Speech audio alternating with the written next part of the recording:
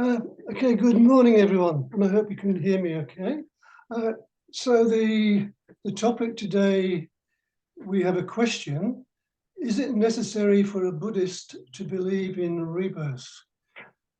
So I'm going to be examining that question. I'm going to be looking at things like, well, what can we do if we don't believe in the doctrine of rebirth, and how might that affect how we proceed, and how do we approach the whole question of whether we accept or can follow the doctrine of rebirth or not in the first place.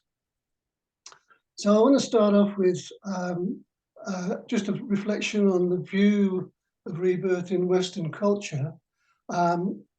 Rebirth is a fundamental tenet of Buddhist teaching, but here in the West, we've got no cultural familiarity with the idea that living beings might enjoy a succession of births. We are influenced by Christian beliefs in a soul that's either blessed or damned at the end of this life, and a secular, more scientific belief in a material existence that simply ends when at the end of this life. Always reminds me of a point in Othello when he's just murdered Desdemona and he turns the lamp out and he says, "Let the light go out and the light go out." So that's often the belief that we're left with. So given that our choices would seem to be between hell and obliteration, I think one would rather expect that the prospect of a continued existence as a being would have an instant appeal for us. But the idea of rebirth may not be easy to accept. As a new Buddhist, it's not in a not traditionally Buddhist culture. We haven't got that ready background for accepting rebirth. And as human beings, we're quite naturally, and I think rightly so, curious and cautious about the unfamiliar. So let's look at the question, is belief in rebirth necessary to be a Buddhist? And the short answer is no. And I will give a very qualified, maybe yes, as we progress through the talk. Buddhism, or the Dharma, has no dogma. There's no obligation to accept its beliefs and doctrines. The Buddha, after all, was not an authority figure. He gave the Dharma in a spirit of teaching, freely, advice freely given. So the Dharma encourages in us an open-mindedness to the questions we have around the views that it proposes, and it recognizes that our views are not always susceptible to reason. In other words, we're going to need some help with approaching views. So the Dharma gives us practices, gives us doctrines to help us develop what we might call more awakened views, or views that are looking beyond what our immediate world and experience has led us to believe. We've got meditations to help us develop a clearer awareness. The Metta Bhavana, for instance, is a practice for developing clear awareness. I know people have usually been introduced to it as relating to positive emotion, but Metta Bhavana clears away the obstacles that ill will, anger, jealousy, and all those resentment, all those negative emotions that come in the way of being able to see things more clearly from a more open perspective. And we've got devotional and ritual practices that help us to cultivate love and wisdom through imagination. That's imagination with a big I, seeing outside the box, as it were, of our ordinary experiences. Take a little note on what we mean by belief. We're asking, is it necessary to believe in rebirth? The meaning of the word belief has evolved over the centuries. It originates from a medieval word, gelifa, from the Mercian language of the pre-unified England of the pre-medieval period. And gelifa simply meant to have faith. And it gradually became implied that it was faith in God. But by the 17th century Enlightenment, European Enlightenment, that is, not the Indian Enlightenment, the word belief came to mean that we accepted something as true, even though we can't prove it, and presumably even though we can't disprove it. I'm not sure about that. So that understanding of what we mean by a belief inherently gives us a little bit of slack in order to be able to go along with things that we don't understand as yet, or that but which we can provisionally accept as true.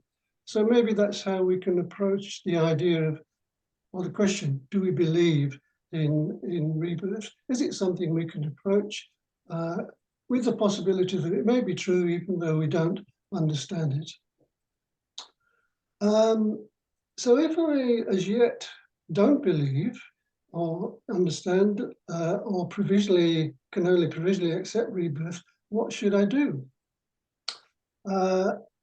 Believing and understanding in rebirth doesn't have to be a hard yes or no. We can hold this and any other question that we have very lightly in our hand, and as it were, until we can come to a different resolution around it. So I'd suggest that we ask ourselves initially, what do I believe, or what do I understand about death and what lies beyond? We might be able to ask ourselves, well, why do I believe this? Is it just an acquired view that I've got? We may not have looked deeply into the question. And is the view that I've got about what happens after death a firmly held view? Or is it something that I've not really examined? And I would say in taking a little bit of a leaf out of Socrates' book, that an unexamined belief is not worth holding.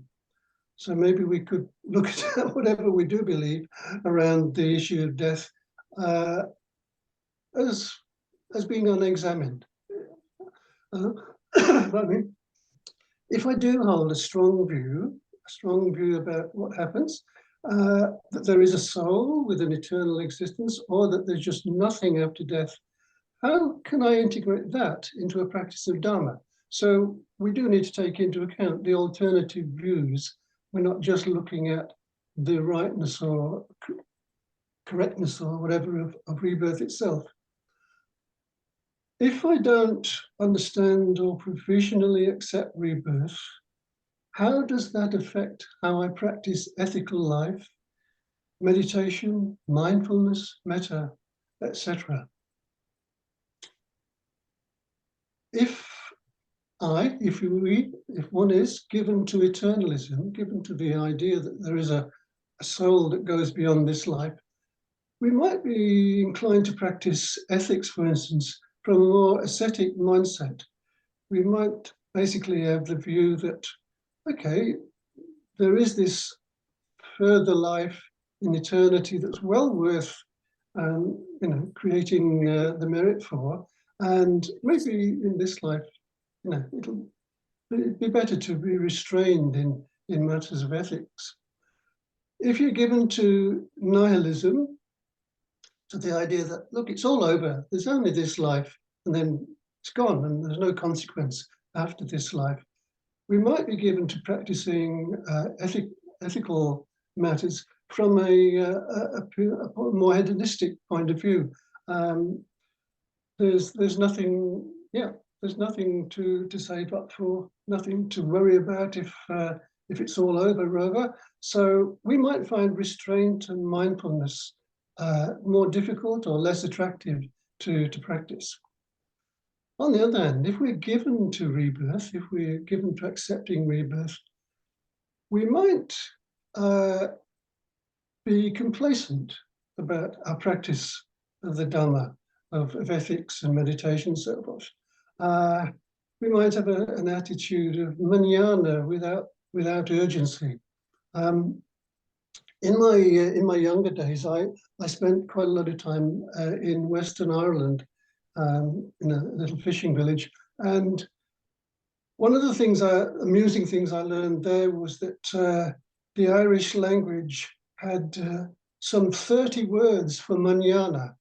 You know, the Spanish word meaning tomorrow, tomorrow.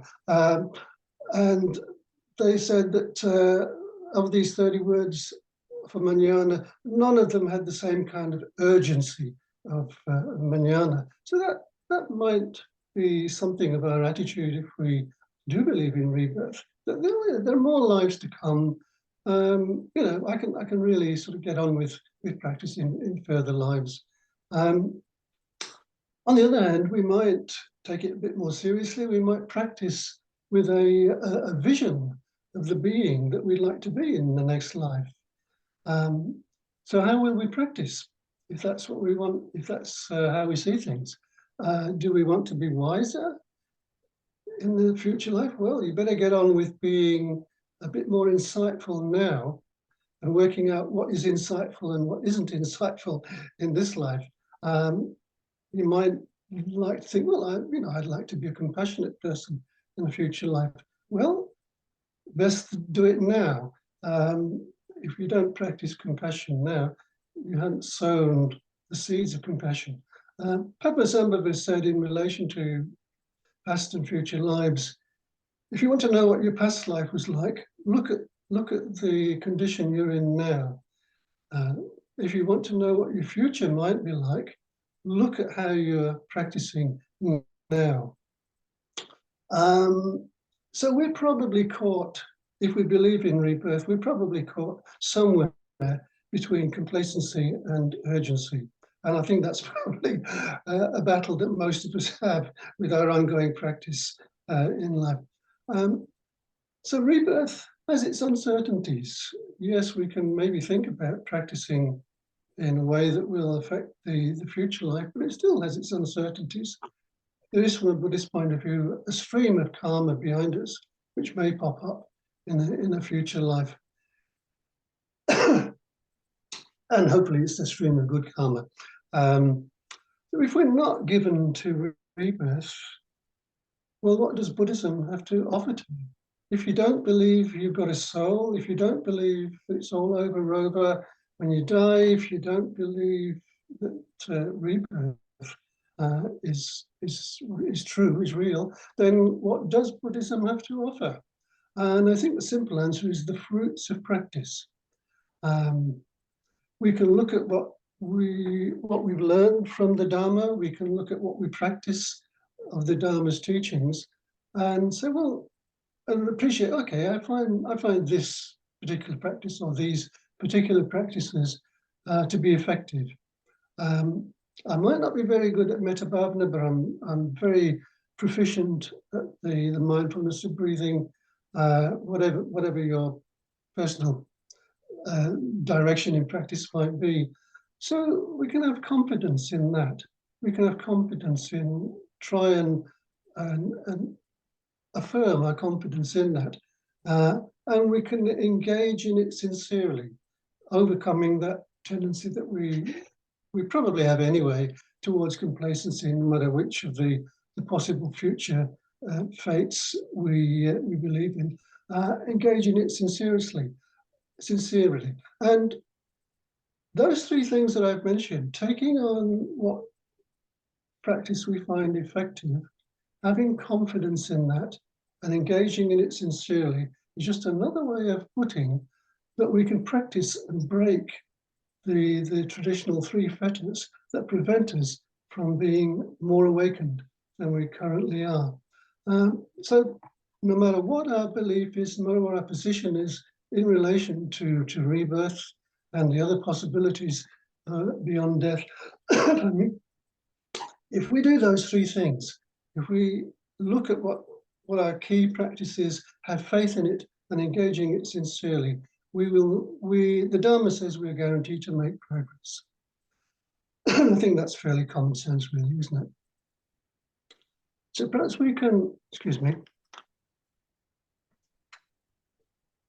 perhaps we can try and look into the dynamics of rebirth. Ask ourselves a question.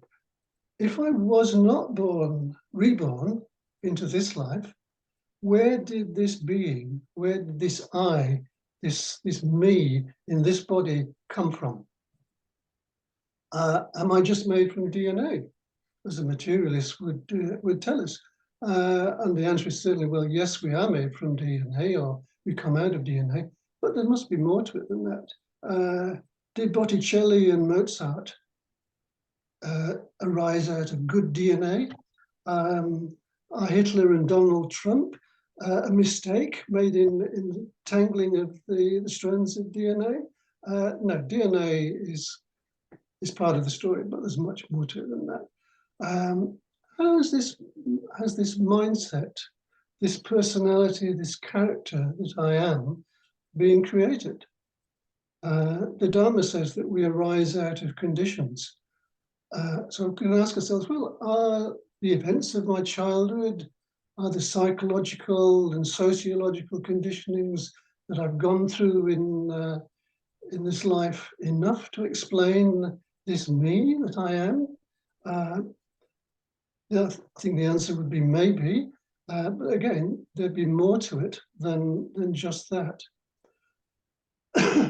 And the next question I would posit in relation to trying to understand rebirth is slightly more difficult, is that to ask, is there any intuitive clue that I get from my life experiences to suggest that a past life might be influencing this life?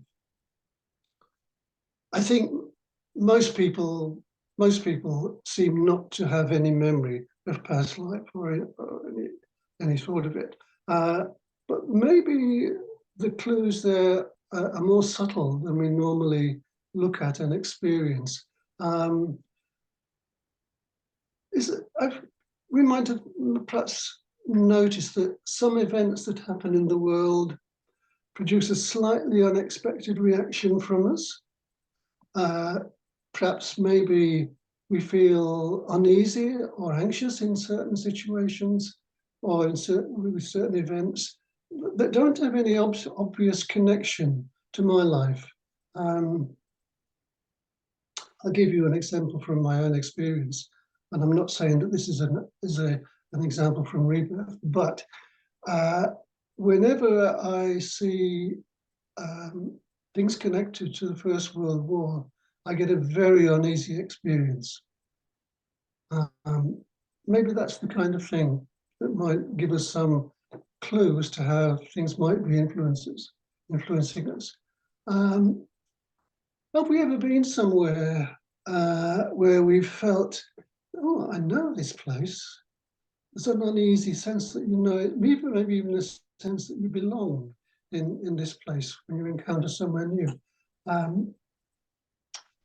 Again, these are subtle experiences that we could probably miss, but if we sort of look at our memories of things, we might have a sense of this. Maybe we don't have these kinds of experiences or clues at all, but they're not essential. They are just a door that might open up a sense of a perception of where we might have come from. And then the final question in this vein, and we have to play the advocate here, could the doctrine of rebirth be just another product of the craving to exist as a being? We're told that at the point of enlightenment or gaining enlightenment, one of the last things to go is our desire to exist, or our craving to exist as a being. So maybe this craving to exist as a being has produced the rational idea that there is rebirth. I'm offering that out as a possibility. So what teachings explain how rebirth occurs? We have the Wheel of Becoming, depicting the realms of existence and the 12 Nidanas around the realms of existence, the Nidanas being a stream of events, one conditioning the next, that explain the nature of how our mind and how the kind of being we are comes into existence through and is modified through experience. In those teachings, rebirth is strongly linked to awareness of karma. So maybe understanding karma will help us to approach the question of rebirth. Karma isn't some mysterious force that will get you in the end. Karma is essentially really a recognition that our actions have consequences, and that, as described in those nidanas on the wheel of becoming, karma is a process for conditioning who we are. It's a process. It's not a fate. It's not a mysterious force. It's a straightforward process for conditioning who we are. More particularly, it's a process for conditioning and reconditioning and recreating our consciousness. The consciousness that we have of the world around us, the consciousness that we have of me, being aware of being me and having a world around us. And it's a process through that for conditioning the kind of being that we are. On the wheel of becoming, the image for consciousness, a monkey in a tree, is followed by 4 people riding in a boat, our body and mind. Pardon me. And from the wheel, looking at those nidanas on the wheel, we see the impulses represented by a potter continuously making new pots. Impulses, our desire to act, are a conditioning ground for the constant new arising of consciousness, new arising of your consciousness and mine, re-arising of the kind of being that we are. At the very least, rebirth is something we can accept and understand and appreciate as this stream of renewal of consciousness, that the way that our mind moves towards experiences or reacts against experiences, the way that that's this potter at the wheel making new pots, the way that our mind responds in this way, creating new consciousness all the time, is really a process of rebirth.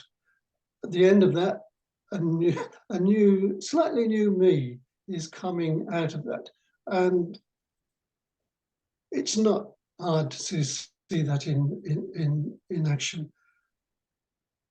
If we came along to meditation and we learned the metta bhavana, we've put a new stream into consciousness making. We come out of a session, out of a months of practicing, out of years of practicing the metta bhavana, with a new consciousness that's less hateful, etc., that is warmer and more open than the one that originally way back started practicing metta bhavana, and we've become a new being. I'm just demurring to indulging in my brain is fighting to hold back, slipping into a story about that. I'll continue with this thing. So rebirth, we can appreciate, isn't something that just follows death. It's not just about death, rebirth, life, death, rebirth, etc. It is really, at heart, rebirth is constant ongoing process. It's this constant renewal of our consciousness through our interactions with the world and the constant remodeling of who we are as a being. We are being reborn. And like it, I do. I must admit, I'd have to declare that I'm a happily reborn person from the one who came along to Dharma 46 years ago.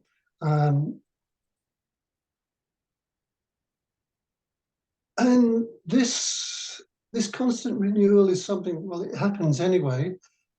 This possibility of change of consciousness through the way it's reborn is something that we've all committed to. Order members have formally committed themselves to a new life, we are formally, as it were, reborn. And I think it's, in a reality, not just a ritual, that we are reborn into a new life at ordination. We take on a new name, we take on a whole new life with different commitments, expectations, and responsibilities.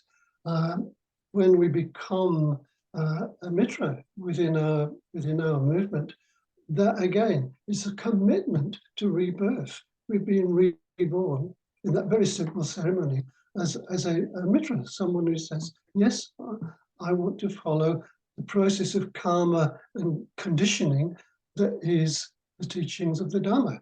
And when we come along as a friend, and we keep on coming along as a friend and doing the meditations, again, we're committing ourselves every time we engage in that to being reborn into someone who will be changed by following those practices. Let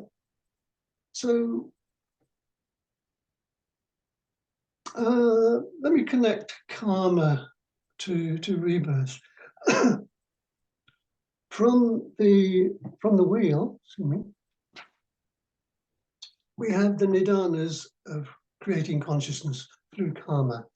That consciousness that they describe is a consciousness that's based in the six senses, and is therefore a limited perspective.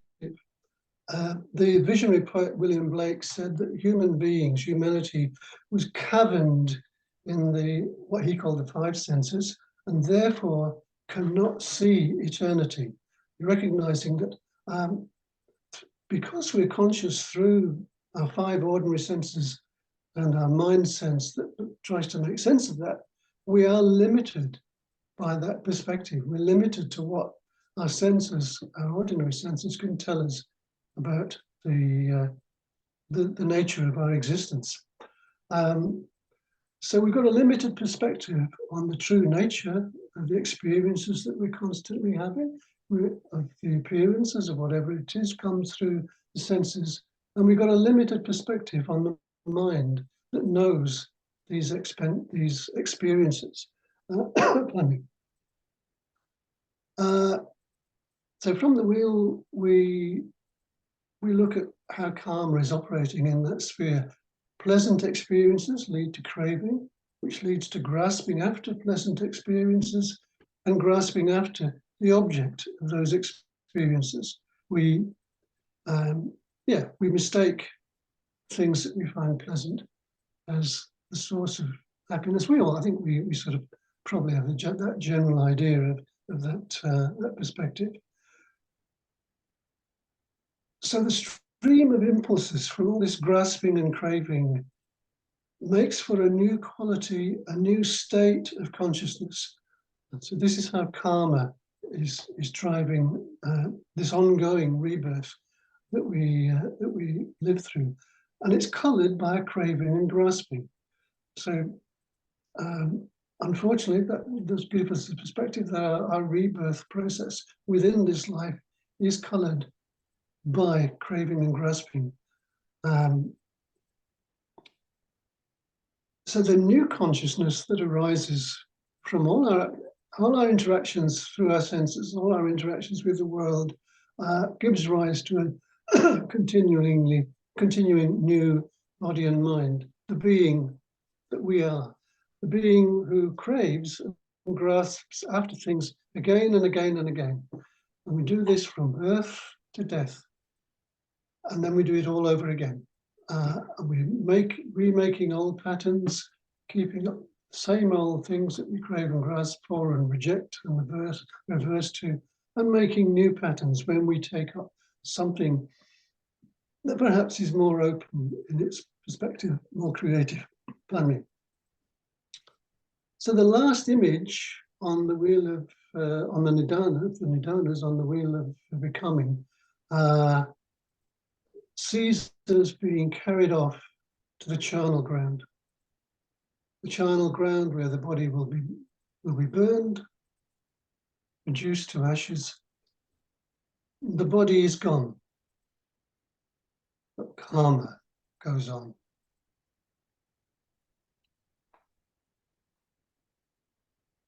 So just to conclude, and probably somebody's hoping I will conclude soon, the Buddha's vision at enlightenment was of a stream of past lives. This happened in the first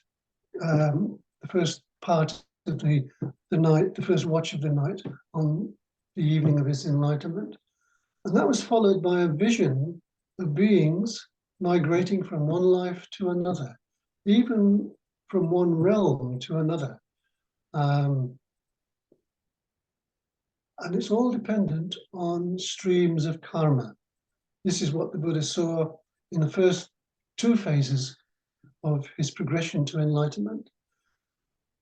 Consciousness continually reborn, arises anew based on what our mind turns to. It arises dependent on the pleasures we take, the aversions we move against, on the potter that we are. We are this potter depicted on the wheel of becoming, continuously making new pots, creating a new mindset continuously, creating a new experience of pleasures and pain to grasp at or avoid. The question that we're given to ask is, at death, where does it go? Thank you.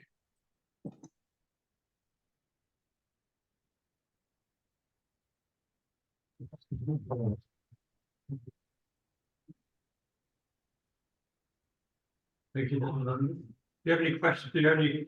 We might have some discussion groups. Do you have any questions which we might ask, or should we just go with the main topic question? Yeah, I did make note of a couple of questions. One is, does rebirth seem reasonable, even though I don't understand it? That's an important position to look at. And despite my skepticism, can I sincerely practice with confidence? Thank you.